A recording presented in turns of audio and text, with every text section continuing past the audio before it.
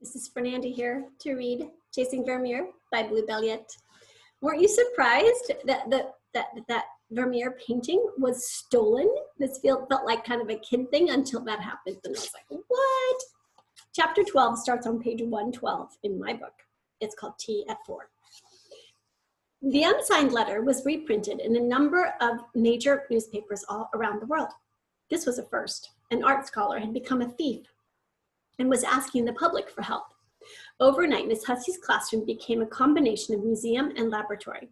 The walls were soon plastered with reproductions of Vermeer paintings, and library books were piled on every surface. The kids borrowed powerful magnifying glasses from the science department, trying to see how the floor tiles Vermeer painted in the 1660s compared with those in the 1670s, or whether a hand in one painting was similar to a hand in another.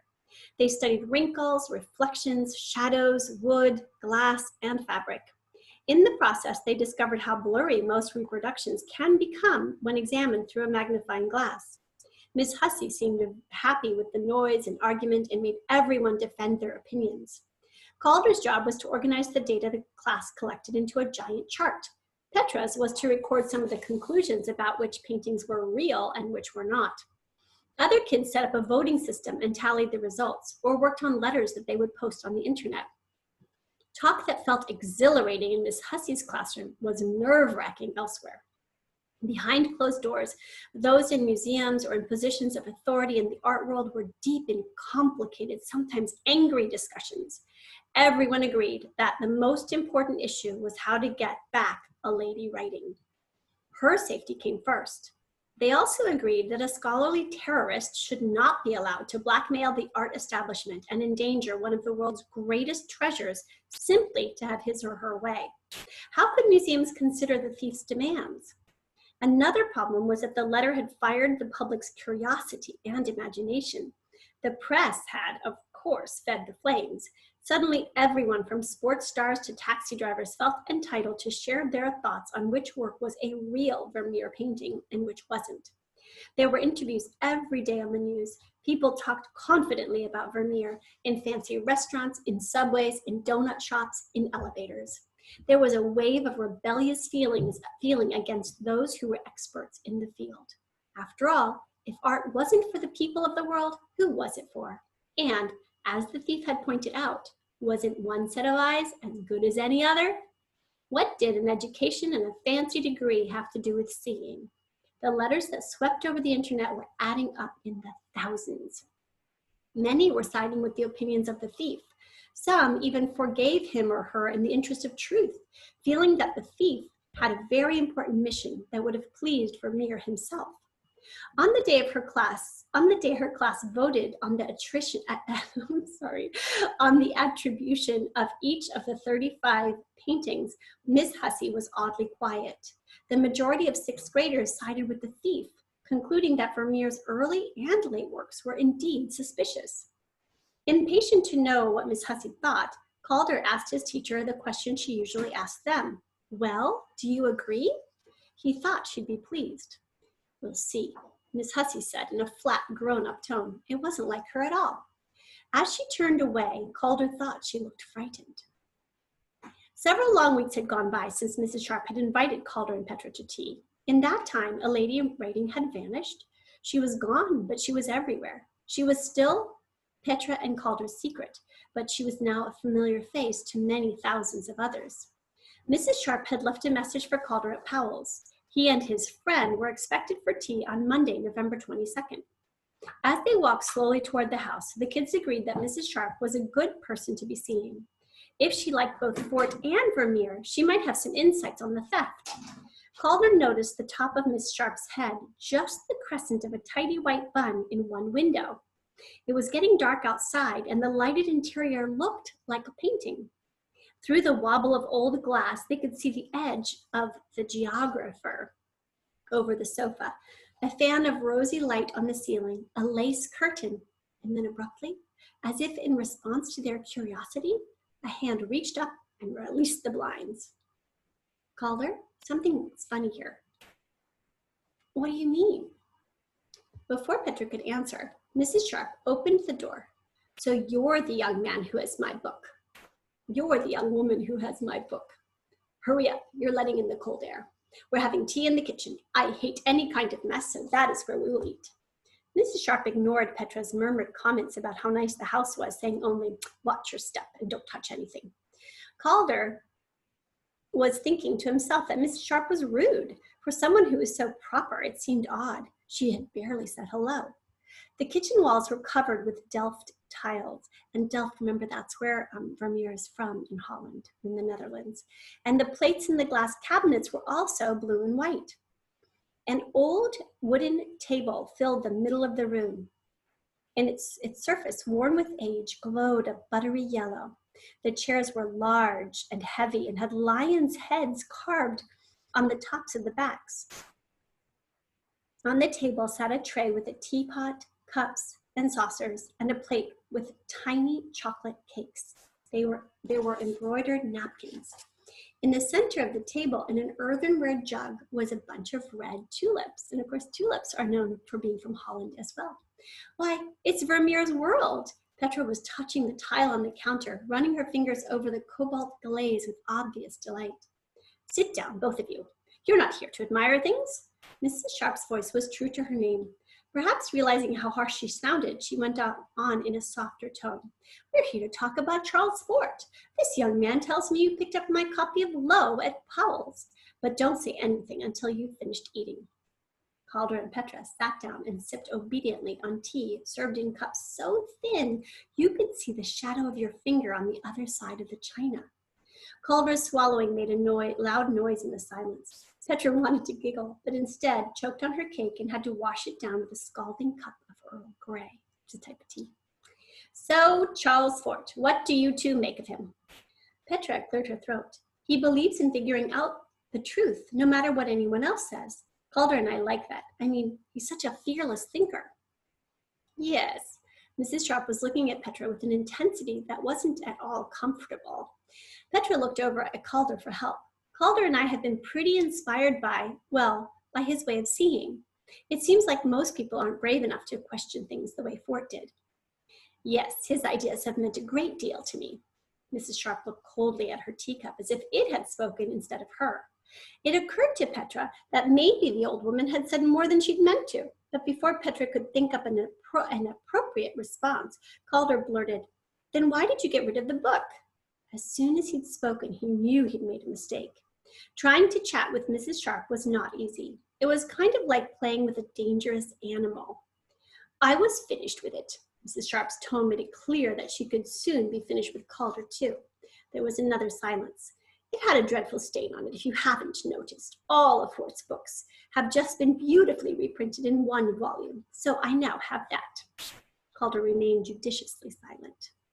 Petra stirred more sugar into her tea.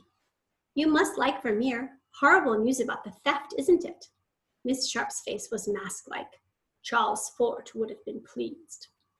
Petra looked shocked. Why? Calder thought he understood. You mean pleased about all the questions, right? Mrs. Sharp made a noise kind of like a snarl. Calder, aware that he had trespassed again, looked down at the table. He was moving too fast. What was wrong with him? Petra tried to make things better. Pleased about how people are thinking for themselves? Calder pulled a pentomino out of his pocket and began tapping it nervously against his knee. For a long minute, everything was silent. I think the thief is very intelligent, Mrs. Sharp said. Both Calder and Petra looked at her. Calder couldn't restrain himself. Sure, he's smart, but so what? Does that make the theft okay? There was a long silence, and Calder could feel Mrs. Sharp's eyes drilling into his head. I think, as Charles Fort does, that people don't look carefully enough at what is around them. Mrs. Sharp stood up, signaling that tea was over. As they followed the old woman silently through the house, Petra and Calder absorbed as much of what was around them as they could.